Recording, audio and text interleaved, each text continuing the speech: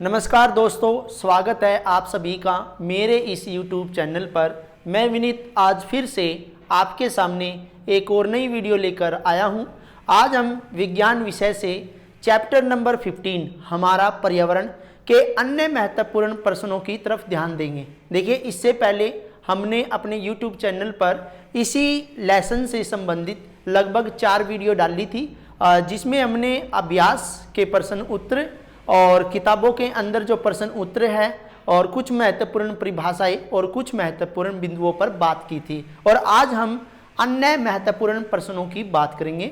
देखिए, ये क्लास भी हम 2 भागों में लेंगे। आज मैं आपकी पहली क्लास ले रहा हूं और जिसमें कुछ प्रश्न दिए हैं। जैसे प्रश्न नंबर 1 की बात करें तो प्रश्न नंबर 1 क्या कह रहा है, देखिए ध्यान से, कि पारितंत्र में ऊर्जा का प्रवाह एक ही दिशा में होता है, वर्णन कीजिए। देखिए, पारितंत्र मैंने आपको बताया था, जैव और अजैव जो घटक होते हैं उनका जो संबंध होता है और उन्हीं का एक रिलेशनशिप जो बीच में होती है उसे हम पारितंत्र कहते हैं। ये कह रहा है कि जो पारितंत्र है यानी कि इकोसिस्टम है, उसमें ऊर्जा का प्रवाह एक ही दिशा में होता है। वो किस तरह होता है, चलिए बात करते हैं। देखिए, पारितंत्र में ऊर्जा का प्रवाह एक ही दिशा में होता है। इसका मतलब क्या है? इसका मतलब है कि जो ऊर्जा उत्पादकों में समायोजित होती है, यानी कि जो पौधे होते हैं वो सूर्य से ऊर्जा ग्रहण करते हैं और वह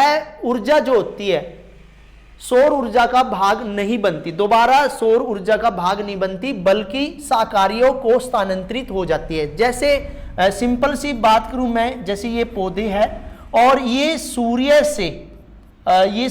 से ऊर्जा ले लेती है और ये जो ऊर्जा है ये वापस सूर्य के अंदर नहीं जाती। जो मैंने ये एरो बनाया है ये नहीं बनाना है, क्योंकि जो सूर्य से ऊर्जा प्राप्त होती है पौधों को अपने भोजन के दौरान, वो इसी के अंदर समायोजित हो जाती है। इस लाइन में यही कहा है कि ऊर्जा उत्पादकों का मतलब है पौधे, उनमें समायोजित हो जाती है और वो वापस सौर ऊर्जा का भाग नहीं बनती, बल्कि आगे जैसे पौधों को कौन खाते हैं? शाकाहारी जीव खाते हैं। कौन खाते हैं? शाकाहारी जीव खाते हैं।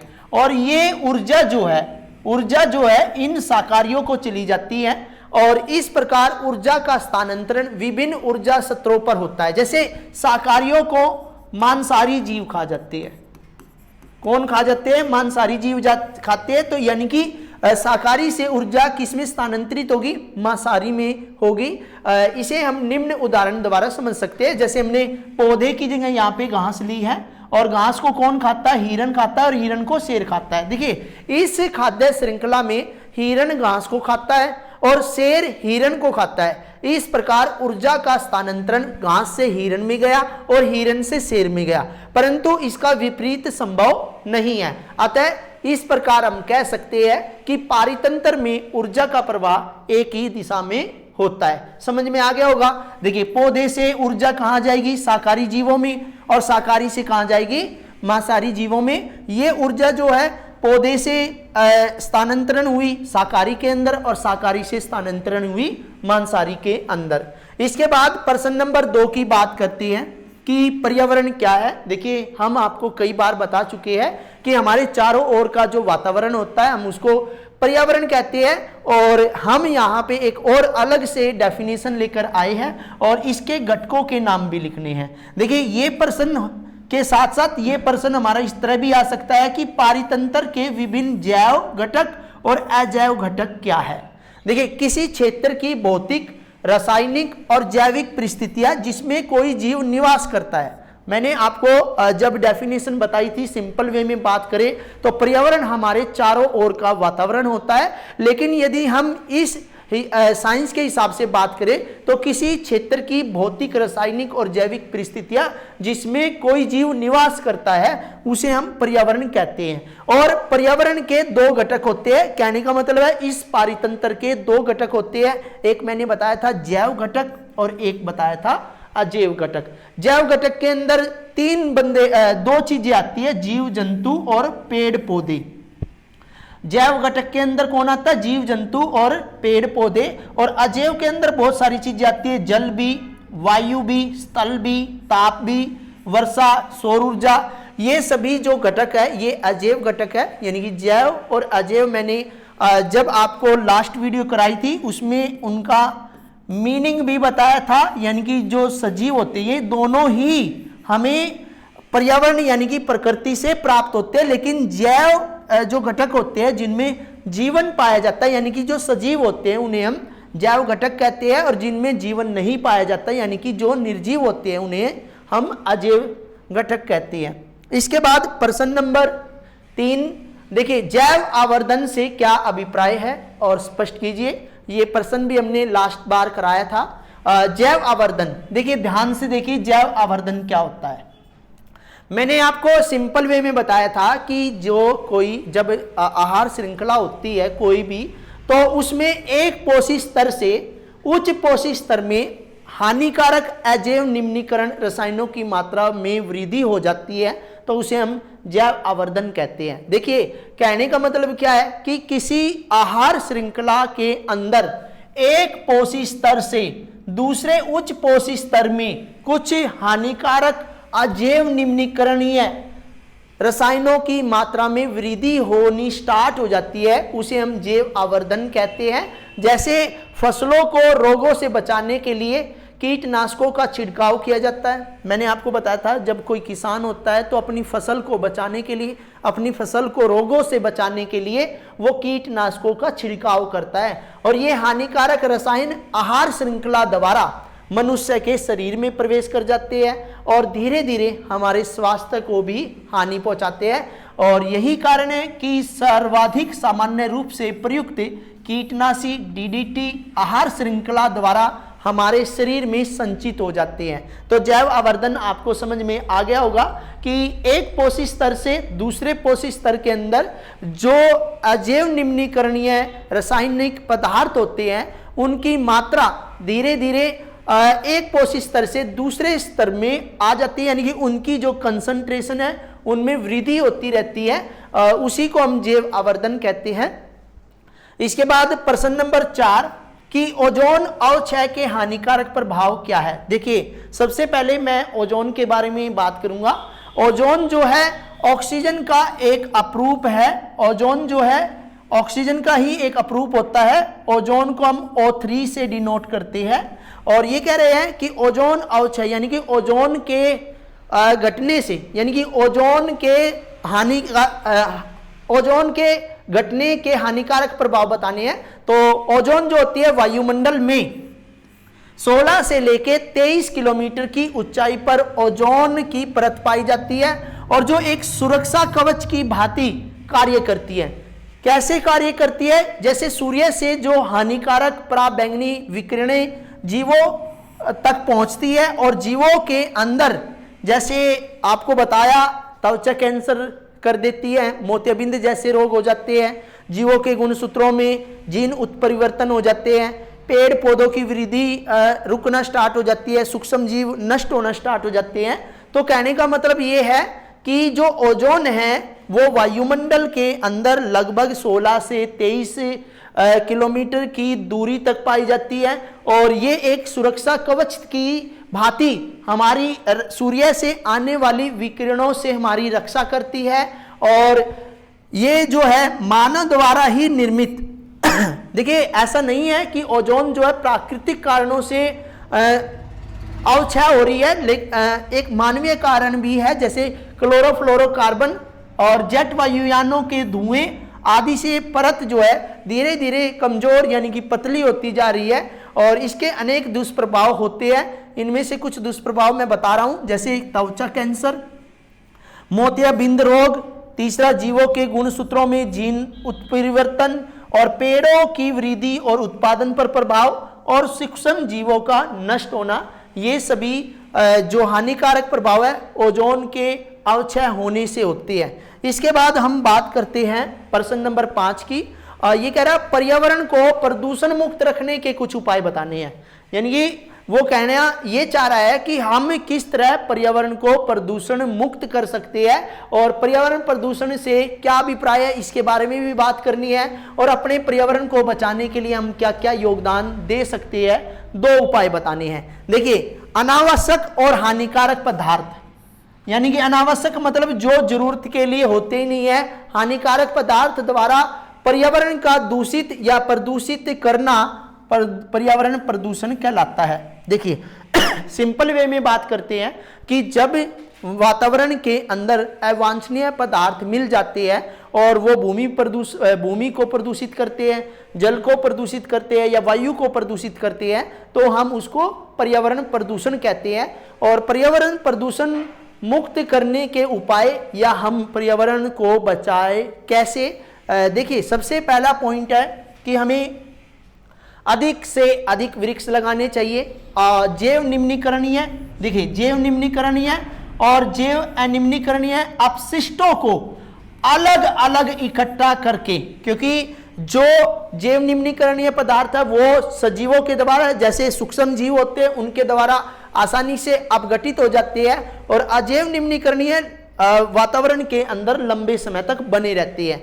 अब देखिए पॉइंट नंबर 3 की बात करते हैं। ये कह रहा है कि घरों से प्राप्त जैव निम्नीकरणीय पदार्थों का प्रयोग खाद आदि बनाने में करना चाहिए और सार्वजनिक वाहनों के प्रयोग को बढ़ावा देना चाहिए। देखिए हम यदि निजी वाहनों का उपयोग करेंगे तो वायु प्रदूषण बहुत ही ज्यादा होगा।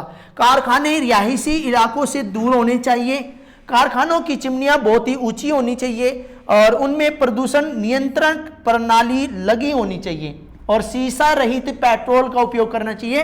देखिए जो हम BS6 गाड़ियां चला रहे हैं उनके अंदर जो पेट्रोल होता है उसके अंदर शीशा नहीं पाया जाता। रबड़ प्लास्टिक आदि को नहीं जलाना चाहिए बल्कि इनका पुण्य चक्रण करना चाहिए और कांच आदि का भी पुण्य चक्रण करना चाहिए।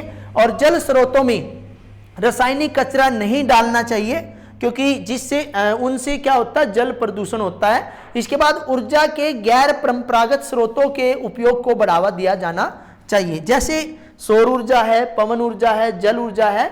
ये हमारे गैर परंपरागत ऊर्जा के स्रोत है जिनका हमें अत्यधिक उपयोग करना चाहिए। इसके बाद प्रश्न नंबर 6 की बात करते हैं। ये दोबारा से आ गया है कि पर्यावरण से क्या अभिप्राय है। अभी थोड़ी देर पहले हमने डिस्कस किया था कि वो भौतिक, जैविक और रासायनिक परिस्थितियां जिसमें कोई जीव निवास करता है उसे हम पर्यावरण कहते हैं। और पर्यावरण के घटक, पर्यावरण के 2 घटक होते हैं, जैव घटक और अजैव घटक। देखिए जैव घटक और अजैव घटक। जैव के अंदर क्या आता है, समस्त जीव जंतु, पेड़ पौधे और मानव। और अजैव के अंदर मैंने बताया जल, वायु, मृदा, ताप, आर्द्रता, पवन, वेग, वर्षा, सौर ऊर्जा, ये सभी चीजें जो है अजैव के अंतर्गत आती है। इसके बाद प्रश्न नंबर 7 की बात करें तो प्रश्न नंबर 7 में कह रहा है पारितंत्र किसे कहते हैं और उसका उदाहरण देना है। देखिए पारितंत्र जो है पर्यावरण का ही एक दूसरा नाम है। पारितंत्र अपने आप में एक परिपूर्ण इकाई जो जैव और अजैव घटकों के बीच संबंध दर्शाती है। भैया देखिए पारितंत्र मैंने क्या बताया, पारितंत्र जो होता है अपने आप में एक परिपूर्ण इकाई है जो जैव और अजैव घटकों के बीच संबंध को दर्शाती है। उदाहरण की बात करें तो वन, तालाब, झील, खेत, समुद्र, उद्यान, नदी, घास के मैदान, ये सभी चीजें जो है पारितंत्र के ही पार्ट है। देखिए प्रश्न नंबर 8 की बात करते हैं। प्रश्न नंबर 8 में क्या कह रहा है कि प्राकृतिक और कृत्रिम पारितंत्र क्या होते हैं। देखिए हमने पारितंत्र के बारे में बात की कि एक परिपूर्ण इकाई है और जिसके अंदर जैव और अजैव घटक के बीच संबंध को वो दर्शाती है। लेकिन यहाँ पे पूछ रहा है कि प्राकृतिक यानी वे पारितंत्र जो प्रकृति में फलते फूलते हैं और मानव क्रियाकलापों के प्रभाव से मुक्त होते हैं, उन्हें हम प्राकृतिक पारितंत्र कहते हैं, जैसे समुद्र, वन, झील। ये ऐसे पारितंत्र है जो मनुष्य की क्रियाकलापों से काफी दूर है। इसके बाद हम बात करते हैं कृत्रिम पारितंत्र की। जो मानव निर्मित पारितंत्र होते हैं उन्हें हम कृत्रिम पारितंत्र कहते हैं, जैसे उद्यान, खेत। देखिए खेत जो है मनुष्य ने बनाया है, जीवशाला है वो भी मनुष्य ने बनाया है। कहने का मतलब ये है कि जो मानव के द्वारा जो है मानव के प्रभाव से मुक्त नहीं है वो कृत्रिम पारितंत्र कहलाती है। जो मानव के प्रभाव से मुक्त है और जो प्रकृति में फलते फूलते हैं उन्हें हम प्राकृतिक पारितंत्र कहते हैं। इसके बाद बात करते हैं हम प्रश्न नंबर 9 की। देखिए इसके अंदर हमने लगभग 60 या 70 क्वेश्चन डाल रखे हैं और ये वीडियो थोड़ी सी लंबी होने वाली है, इसलिए आपने बड़े ध्यान से देखनी है। देखिए अब हम बात करते हैं क्वेश्चन नंबर 9 की कि पारितंत्र के विभिन्न घटक कौन कौन से हैं। देखिए ये क्वेश्चन 3 बार रिपीट हो गया है। पर्यावरण के जब हमने घटक की बात की थी, फिर हमने पारितंत्र के घटक की बात की थी और अब फिर से ये कह रहा है कि पारितंत्र के विभिन्न घटक बताइए। देखिए पारितंत्र के 2 घटक है। 2 घटक कौन कौन से? एक जैव घटक है और एक अजैव घटक है। जैव मैंने बताया सजीव होते हैं जिनमें जीवन पाया जाता है, जैसे जीव जंतु और पेड़ पौधे। और अजैव की बात करें, वे निर्जीव होते हैं जिनमें जीवन नहीं पाया जाता, जैसे पर्वत, जल, वायु, स्थल, ताप, वर्षा, ये सौर ऊर्जा, ये सभी अजैव घटक है। अब प्रश्न नंबर 10 की बात करते हैं। देखिए प्रश्न नंबर 10 में क्या करा है, पारितंत्र के जैविक घटक क्या होते हैं। देखिए पारितंत्र के जैविक घटक हमने बताया सभी जीव जंतु, पेड़ पौधे और जो अपघटक यानी कि सूक्ष्म जीव होते हैं वे हमारे क्या है, पारितंत्र के जैविक घटक है। उनका वर्गीकरण हम कैसे करते हैं, तो देखिए पारितंत्र के सभी जो सजीव होते हैं वे जैविक घटक कहते हैं और ये निम्न प्रकार से वर्गीकृत किए गए हैं। पहले नंबर पे उत्पादक जिनको हम पौधे बोलते हैं, और दूसरे नंबर पे उपभोक्ता जिसको हम जीव जंतु कहते हैं, तीसरे नंबर पे जो है अपघटक है जिसको हम सूक्ष्म जीव कहते हैं। देखिए ये जो सूक्ष्म जीव है इनका भी प्रकृति में अहम रोल है।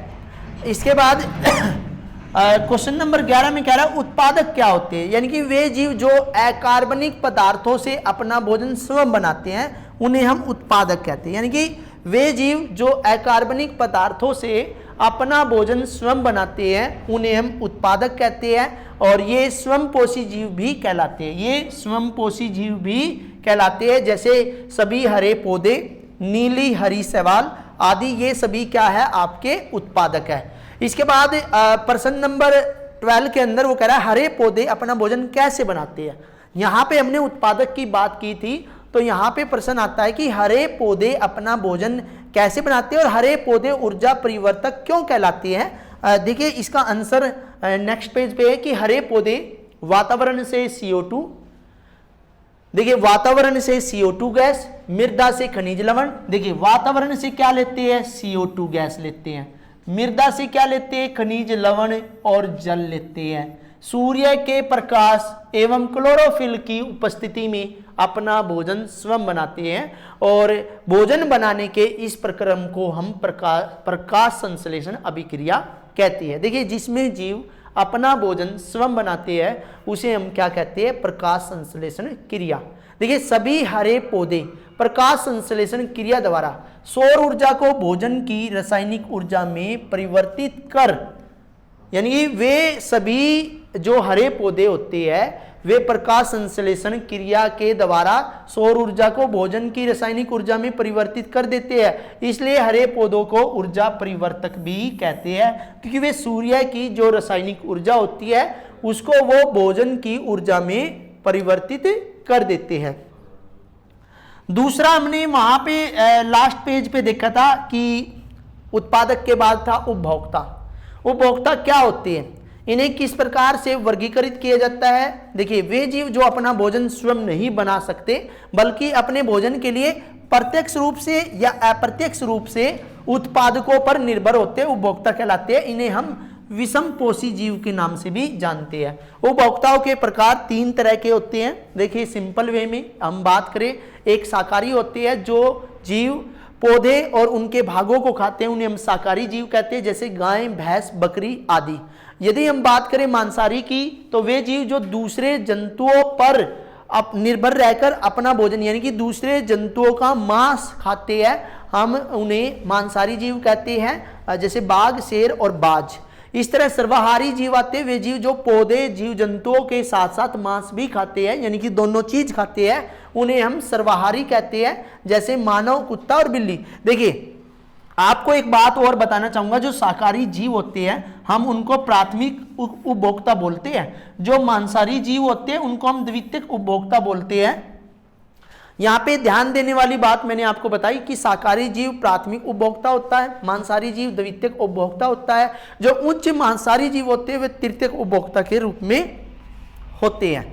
इसके बाद प्रश्न नंबर 14 कि उत्पादक और उपभोक्ता में अंतर। देखिए अभी अभी हमने उत्पादक और उपभोक्ता की बात की। उत्पादक जो होता है प्रकाश संश्लेषण क्रिया के द्वारा अपना भोजन स्वयं बना लेते हैं, इसलिए इन्हें हम स्वयंपोषी भी कहते हैं। और ये जो स्वयंपोषी होते हैं ये हमारे हरे पौधे ही होते हैं और इनमें क्लोरोफिल की उपस्थिति में ही सब कुछ होता है। और उपभोक्ता की बात करें तो ये अपना भोजन स्वयं नहीं बनाते। क्या नहीं?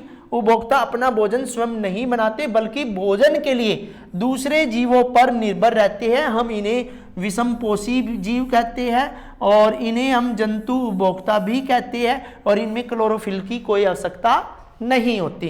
प्रश्न नंबर 15 देखिए ये क्वेश्चन जो है बहुत ही महत्वपूर्ण आपके लिए होने वाला है। अपघटक क्या होते हैं और जीवमंडल में अपघटकों का क्या महत्व है। देखिए अपघटक वे सूक्ष्म जीव जो पौधे और जंतुओं के जटिल कार्बनिक पदार्थों को सरल पदार्थों में अपघटित कर देते हैं। देखिए वे सूक्ष्म जीव जो पौधे और जंतुओं के जटिल कार्बनिक पदार्थों को सरल पदार्थों में अपघटित कर देते हैं, उन्हें हम अपघटक कहते हैं। उदाहरण के लिए जैसे कवक की बात करें, कवक को हम फंजई बोलते हैं। जीवाणु की बात करें तो उसको हम बैक्टीरिया बोलते हैं। तो ध्यान देने वाली बात है ये सूक्ष्म जीवों की कैटेगरी में आते हैं और ये कह रहा है कि जीवमंडल में अपघटकों का क्या महत्व है। देखिए बहुत ही ज्यादा महत्व है। पहला महत्व क्या है कि अपघटक जो मृत पौधे या जंतु होते हैं उनके जटिल कार्बनिक पदार्थों को अपघटित करके पर्यावरण को स्वच्छ रखने में सहायता करते हैं और इस प्रकार से प्राकृतिक अपमार्जक का भी काम करते हैं। दूसरा पॉइंट यदि हम ले, अपघटक जो होते हैं आवश्यक पोषक तत्वों के पुनर्चक्रण में भी सहायता करते हैं। मैंने आपको बताया अपघटक जो होते हैं पेड़ पौधों के जो कार्बनिक जटिल पदार्थ होते हैं उनको साफ करके पर्यावरण को स्वच्छ बनाने में कार्य करते हैं। दूसरा जो अपघटक होते हैं पोषक तत्वों के पुनर्चक्रण में भी अहम भूमिका निभाते हैं। और तीसरी बात करें तो अपघटक मृत जीवों में संचित आवश्यक पदार्थों को मिट्टी, जल और वायु में स्थानांतरित करते हैं, जिनको वापस पौधों द्वारा अवशोषित कर लिया जाता है और यह मृत अवशेषों को अपघटित करके नए जीवों को क्षेत्र प्रदान करते हैं। इसके बाद प्रश्न नंबर 16 देखिए इसमें 3 डेफिनेशन दे रखे कि स्वयंपोषी या स्वपोषी, मृतजीवी और परजीवी क्या होती है। देखिए स्वपोषी वे जीव जो प्रकाश संश्लेषण क्रिया द्वारा अकार्बनिक पदार्थों से अपना भोजन स्वयं बना लेते हैं, स्वपोषी कहलाते हैं। अभी हमने उत्पादक जो था, उत्पादक और प्रथम उपभोक्ता भी इन्हें ही कहते हैं। उदाहरण की बात करें तो जितने भी हरे पौधे और नीली हरी शैवाल स्वयंपोषी का ही एग्जाम्पल होता है। मृत जीवी की बात करें तो वे जीव जो पादपों और जंतुओं के मृत गले सड़े कार्बनिक पदार्थों से अपना भोजन प्राप्त करते हैं। देखिए स्वपोषी मैंने बताया कि प्रकाश संश्लेषण क्रिया के दौरान अकार्बनिक पदार्थों से अपना भोजन प्राप्त करते हैं, इनको हम उत्पादक भी कहते हैं। मृत जीवी की बात करें तो वे जीव जो पादपों और जंतुओं के मरने के या उनके गले सड़े कार्बनिक पदार्थों से अपना भोजन प्राप्त करते हैं, उन्हें मृत जीवी कहते हैं। और इनका दूसरा नाम अपघटक भी है, इनका दूसरा नाम अपमार्जक भी है। तो आपके एग्जाम के अंदर अपघटक भी है, अपमार्जक भी है। और उदाहरण की बात करें तो कवक और जीवाणु। परजीवी की बात करें तो वे जीव जो दूसरे जीवों के शरीर के अंदर या शरीर के ऊपर रहते हैं और अपना भोजन ग्रहण करते हैं, उन्हें हम उन्हें वे नुकसान भी पहुंचाते हैं, उन्हें परजीवी कहते हैं। जैसे जूं, जोंक और मलेरिया परजीवी इसके उदाहरण हैं। अब देखिए प्रश्न नंबर 17 की बात करते हैं। देखिए अभी तक हमने लगभग 16 क्वेश्चन किए और 16 क्वेश्चन आपने बड़े ध्यान से समझे होंगे। प्रश्न नंबर 17 की प्रथम और द्वितीयक उपभोक्ता। देखिए प्रथम उपभोक्ता की बात करें, मैंने आपको इससे पहले जो कई क्वेश्चन कराए थे उनमें एक प्रश्न आया था कि जो शाकाहारी जीव होते हैं उनको प्रथम उपभोक्ता कहते हैं और जो मांसाहारी जीव होते हैं उन्हें द्वितीयक उपभोक्ता कहते हैं। तो वो कह रहा है कि इनमें क्या अंतर है। देखिए अंतर की बात करें तो प्रथम उपभोक्ता जो पोषण के लिए प्रत्यक्ष रूप से पौधों पर निर्भर रहते हैं, उन्हें प्रथम उपभोक्ता कहते हैं। इन्हें हम शाकाहारी जीव भी कहते हैं। उदाहरण की बात करें तो बकरी, हिरण और भैंस, गाय, ये सभी। और द्वितीयक उपभोक्ता की बात करें तो वे उपभोक्ता जो पोषण के लिए शाकाहारी जीवों पर यानी कि दूसरे जीवों पर निर्भर होते हैं, उन्हें हम द्वितीयक उपभोक्ता भी कहते हैं। और इनका दूसरा नाम हम मांसाहारी जीव। और यहाँ पे उदाहरण की बात करें शेर, बाज और गिद्ध, शेर, बाज और गिद्ध आदि, यहाँ पे ध्यान देना है। प्रश्न नंबर 18 की आहार श्रृंखला किसे कहते हैं और उदाहरण देकर स्पष्ट करना है। देखिए आहार श्रृंखला के बाद एक खाद्य जाल भी आएगा, उसके बारे में भी बात करेंगे। देखिए खाद्य श्रृंखला बहुत बार हम पढ़ चुके हैं कि किसी पारितंत्र में जीवों की क्रमबद्ध व्यवस्था जिसमें एक जीव दूसरे जीव को खाता है। जैसे पौधे है, पौधे को बकरी खाएगी और बकरी को कौन खाएगा, शेर या बाघ खाएगा। तो कहने का मतलब क्या है, किसी पारितंत्र में जीवों की एक क्रमबद्ध श्रेणी जो होती है जिसमें एक जीव दूसरे जीव को खाता है और उसमें भोजन ऊर्जा का स्थानांतरण भी होता है, यानी कि भोजन जो है एक जीव से दूसरे जीव तक स्थानांतरित होता है, उसे हम खाद्य श्रृंखला कहते हैं। जैसे वन में यदि हम खाद्य श्रृंखला की बात करें तो वनों के अंदर घास होती है, घास को हिरण खाता है और हिरण को शेर खाता है। हमने बताया घास क्या है, उत्पादक है, हिरण क्या है, प्रथम उपभोक्ता है, शेर क्या है, द्वितीयक उपभोक्ता है। 3 चरणों वाली इस आहार श्रृंखला में 3 चरण कैसे, 1 चरण, 2 चरण और 3 चरण। तो 3 चरणों वाली इस आहार श्रृंखला में घास को हिरण और हिरण को शेर खाता है। इस प्रकार भोजन ऊर्जा का स्थानांतरण घास से हिरण में और हिरण से शेर में और एक क्रम से, आप समझ रहे होंगे, एक क्रम से भोजन का जो है ऊर्जा स्थानांतरण होता है। इसके बाद प्रश्न नंबर 19 कि निम्नलिखित आहार श्रृंखलाओं का एक एक उदाहरण देना है। देखिए वन्य में 3 चरणों वाली आहार श्रृंखला की बात करेंगे, घास के मैदान में 5 चरणों वाली आहार श्रृंखला की बात करेंगे और तालाब में 4 चरणों वाली आहार श्रृंखला की बात करेंगे। देखिए 1 बाय 1 क्वेश्चन नंबर 19 की यहाँ पे एक और तरीके से आ सकता है कि 3 चरणों वाली आहार श्रृंखला बताइए, 4 चरणों वाली आहार श्रृंखला बताइए और 5 चरणों वाली आहार श्रृंखला बतानी है। तो सबसे पहले हम 3 चरणों की आहार श्रृंखला जो कि वनों के अंदर बात करनी है। देखिए वन के अंदर घास या पेड़ उनको हिरण खाता है और हिरण को शेर। तो 3 चरणों वाली इस आहार श्रृंखला में घास को हिरण और हिरण को शेर खाता है। इस प्रकार भोजन ऊर्जा का स्थानांतरण घास से हिरण में, हिरण से शेर में एक क्रमबद्ध चरण में होता है। देखिए ये हमने क्वेश्चन नंबर 18 में भी आपको बताया और ये आपका 19 में भी है। और घास के मैदान वाले क्षेत्र में देखिए घास को टिड्डा खाता है, टिड्डे को मेंढक, मेंढक और मेंढक को सांप और सांप को गिद्ध खाता है। तो उपरोक्त आहार श्रृंखला में टिड्डा घास को खाता है, जो मेंढक है वो टिड्डे को खाता है, सांप मेंढक को खाता है और गिद्ध सांप को खाता है। इस प्रकार भोजन ऊर्जा का स्थानांतरण घास से टिड्डे में, टिड्डे से मेंढक में और मेंढक से किसमें, सांप में और सांप से गिद्ध में होता है। अब हम तालाब की बात करें तो तालाब के अंदर होता है शैवाल यानी कि काई जिसको हम बोलते हैं, घास। सूक्ष्म कीट खाते हैं जिनको हम जंतु पलवक भी बोलते हैं और उनके बाद मछली, मछली के बाद बगुला। तो इसमें भी यही कहना चाह रहा है कि सूक्ष्म जीव जो होते हैं, जो सूक्ष्म जीव घास जो होती है, वो जो सूक्ष्म जीव होते हैं घास को खाते हैं, मछली सूक्ष्म कीट को खाती है, बगुला मछली को खाता है। इस प्रकार भोजन ऊर्जा का स्थानांतरण शैवाल से सूक्ष्म जीव में, सूक्ष्म जीव से मछली में और मछली से बगुले में जाता है।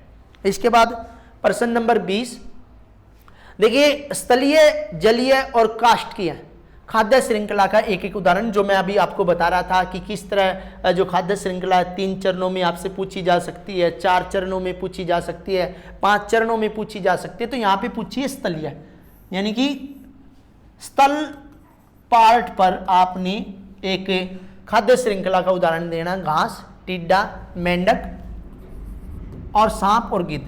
जल की बात करें तो शैवाल, प्राणी, पलवक यानी कि छोटी मछली, फिर बड़ी मछली।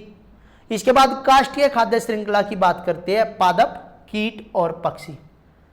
इसके बाद प्रश्न नंबर 21 की बात करते हैं कि खाद्य श्रृंखलाओं के विभिन्न गुण लिखिए। देखिए बहुत ही इंपॉर्टेंट क्वेश्चन है। आपको मैंने बताया था कि जो खाद्य श्रृंखला में ऊर्जा का प्रवाह एक ही दिशा में होता है, एक दिशिक का मतलब होता है एक ही दिशा में होता है। पॉइंट नंबर 1 जो समझने का है कि खाद्य श्रृंखला में ऊर्जा का प्रवाह एक ही दिशा में होता है। दूसरी बात कि खाद्य श्रृंखला में एक पोष स्तर से दूसरे उच्च पोष स्तर की ओर जाने पर ऊर्जा कम होती है। 10% का नियम मैं आपको आगे बताऊंगा कि 10% का नियम, जैसे 1000 जूल ऊर्जा जो हम सूर्य से प्राप्त करेंगे उसमें से 10% नियम के अनुसार जो सूर्य से पौधे के अंदर केवल 100 जूल ऊर्जा ही आ पाएगी। तो ये कह रहा है कि इसी खाद्य श्रृंखला में एक पोषी स्तर से दूसरे पोषी स्तर की ओर जाने पर ऊर्जा का प्रभाव कम हो जाता है, और किसी खाद्य श्रृंखला में 5 अथवा 6 से अधिक चरण नहीं होते। ये हम बाद में डिस्कस करके बताएंगे क्वेश्चन में कि 6 से अधिक चरण क्यों नहीं होते, क्योंकि 7वें चरण पर जाने के बाद ऊर्जा जो है समाप्त हो जाती है, तो वहां पर यदि ऊर्जा नहीं होगी तो जीव मर जाएगा। इसके बाद किसी खाद्य श्रृंखला में जो जीव उत्पादक के निकट होगा उसे अधिक ऊर्जा मिलती है। मैंने बताया था, जैसे यहाँ बताया सूर्य में 100 जूल पौधे को मिलेगी, और पौधे से बकरी की बात करें तो बकरी को 10 जूल मिलेगी। तो देखिए जो नजदीक होगा, यदि सूर्य से हम बकरी की बात करें तो बहुत ही ज्यादा डिफरेंस है, और यदि सूर्य से पौधे की बात करें तो कम डिफरेंस है। यानी कि कहने का मतलब ये है कि जो जीव उत्पादक के निकट होगा उसे अधिक ऊर्जा मिलती है, जैसे जैसे जीव उत्पादक से दूर होता जाएगा उसे ऊर्जा कम मिलती जाएगी। और एक खाद्य श्रृंखला सदैव उत्पादक से प्रारंभ होती है और सर्वोच्च मांसाहारी पर समाप्त होती है। तो हम यहाँ पे एग्जाम्पल बदल कर देखते हैं कि भाई पौधे जो है पौधों से को खाती है बकरी, बकरी को खाता है शेर, ठीक है। तो यहाँ पे यदि 1000 जूल है तो यहाँ पे 100 जूल और यहाँ पे 10 जूल आपकी ऊर्जा होगी। इसके बाद क्वेश्चन नंबर 22 देखिए, ये कह रहा है किसी आहार श्रृंखला में ऊर्जा का प्रवाह एक दिशिक होता है, यानी कि एक दिशा में होता है।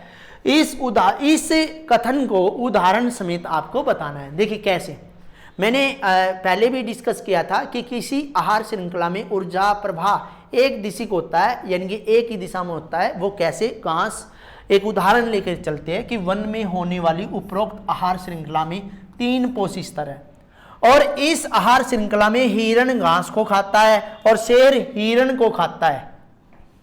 तो कहने का मतलब क्या हुआ कि ऊर्जा का स्थानांतरण घास से किस में गया, हिरण में, और हिरण से किस में गया, शेर में। परंतु इसका विपरीत संभव नहीं है।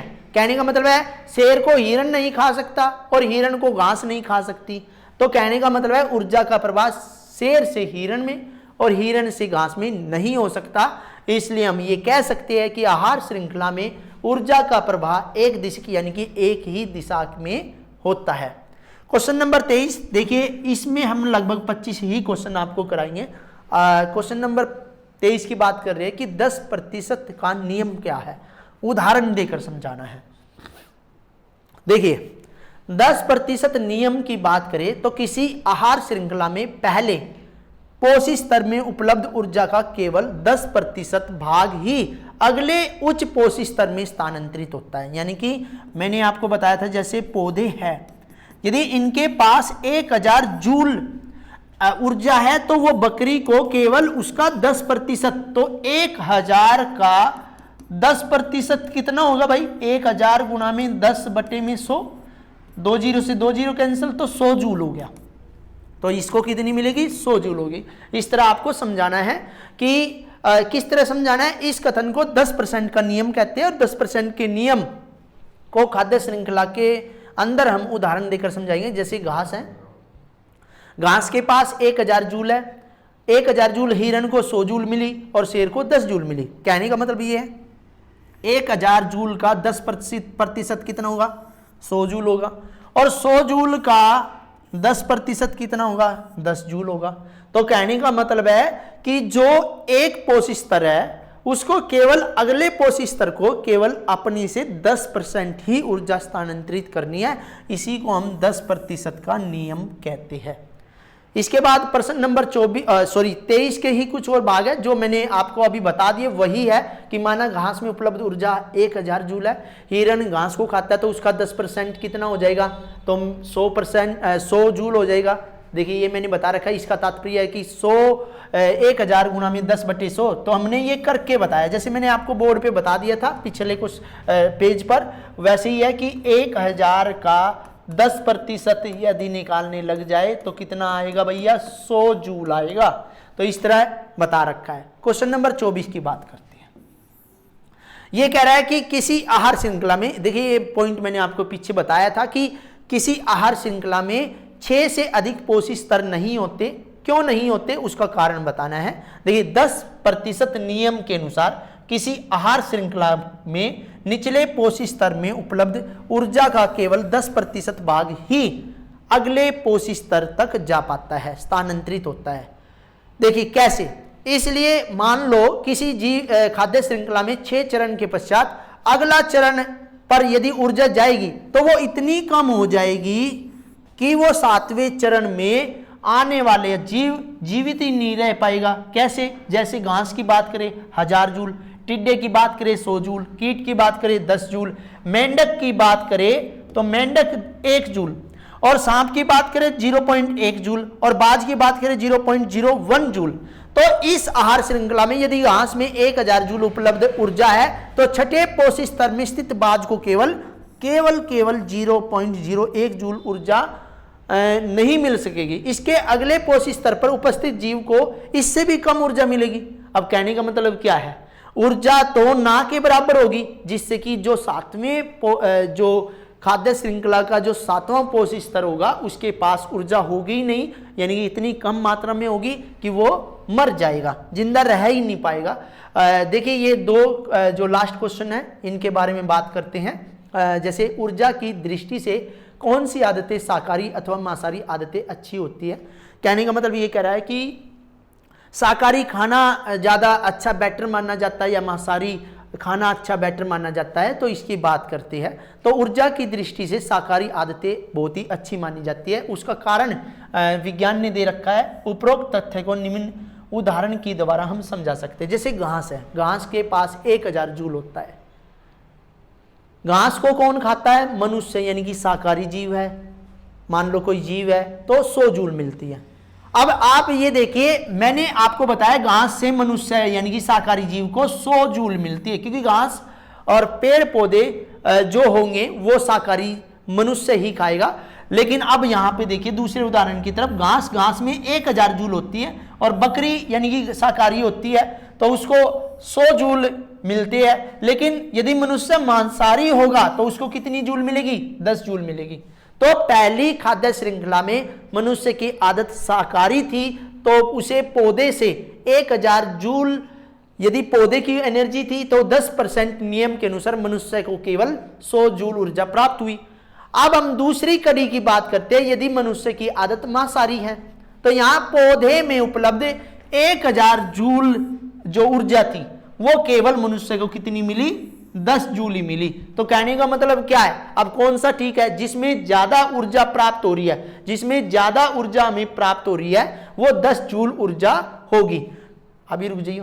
क्वेश्चन नंबर 26, पारितंत्र किसे कहते हैं और पारितंत्र के 2 कार्य लिखने हैं। कि पारितंत्र का मीनिंग क्या है, अपने आप में एक पूर्ण इकाई जो जैविक और अजैविक घटकों में संबंध को दर्शाती है उसे हम पारितंत्र कहते हैं। जैसे तालाब, झील।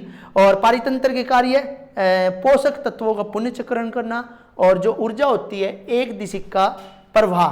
कहने का मतलब क्या है कि इस के अंदर, पारितंत्र के अंदर जैव और अजैव जो घटक होते हैं, जैव और अजैव घटक जो होते हैं उनके अंदर आपस में संबंध होता है। और जैव यानी कि पारितंत्र के 2 घटक हमने बताए थे, जैव और अजैव। आज के लिए इस क्लास के अंदर इतना ही काफ़ी है।